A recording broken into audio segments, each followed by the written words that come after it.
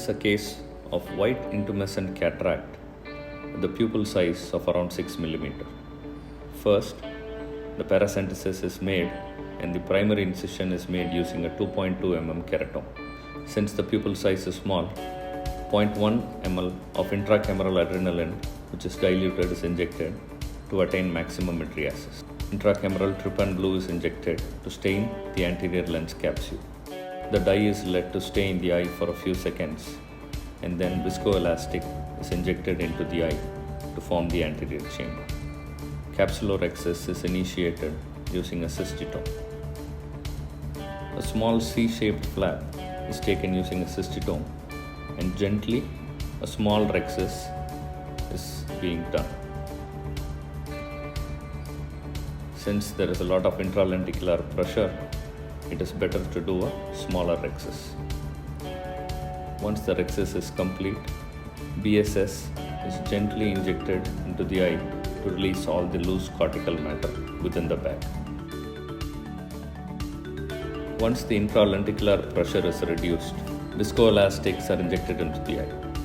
First, a dispersive viscoelastic is injected to protect the endothelium, following HPMC to fill the anterior chamber. Once the anterior chamber is full, using a Vanna scissor, an oblique nick is given on the rhexis margin on the left side.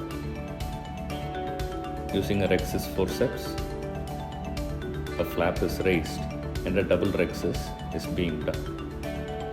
It is very important to note, every 2 to 3 clock hour of rhexis completion, you have to release the forceps and go back to the area closer to the capsular flap in order to prevent rhexis extension.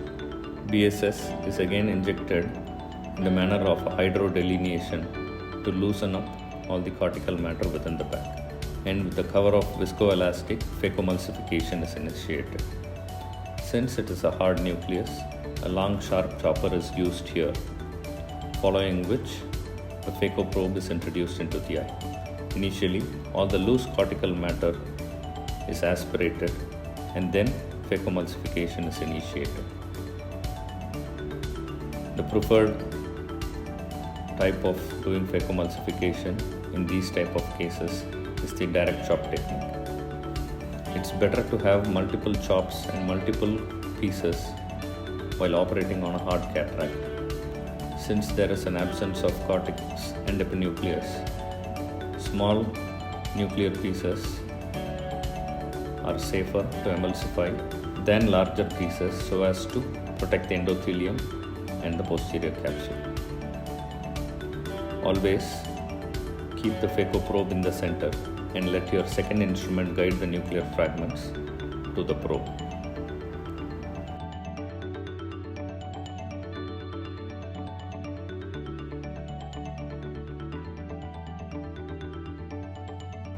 In these type of cataracts, the cortex and epinucleus is very minimal, but instead you have a lot of cortical fibers sticking onto the posterior capsule. So before cortex wash is initiated, with the help of balanced salt solution, posterior capsular polishing is done.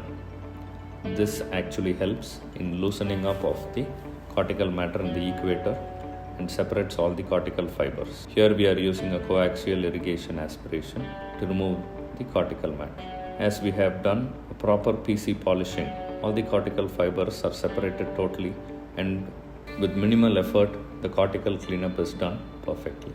Viscoelastic is injected into the bag and anterior chamber. Since this is a 2.2 mm incision, and wound assisted IOL implantation is being done, where the IOL is directed into the bag.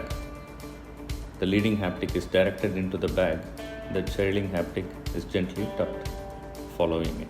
Using the same coaxial irrigation and aspiration probe, viscoelastic is removed from the anterior chamber and above the IOL. The probe is turned towards the left or right so as the irrigation is pointed towards the cornea so that all the viscoelastic sticking onto the endothelium is washed. The IOL is gently tilted using the second instrument and viscoelastic wash is completed within the bag. Using balanced salt solution, the clear corneal incisions are hydrated and the anterior chamber is formed. Once the anterior chamber is formed tightly, 0.1 ml of intracameral moxifloxacin is injected into the eye. To summarize, it is very important to have a proper mydriasis while operating on intumescent cataracts. The second important thing is to have proper capsular staining. Always aim for a smaller rhexis.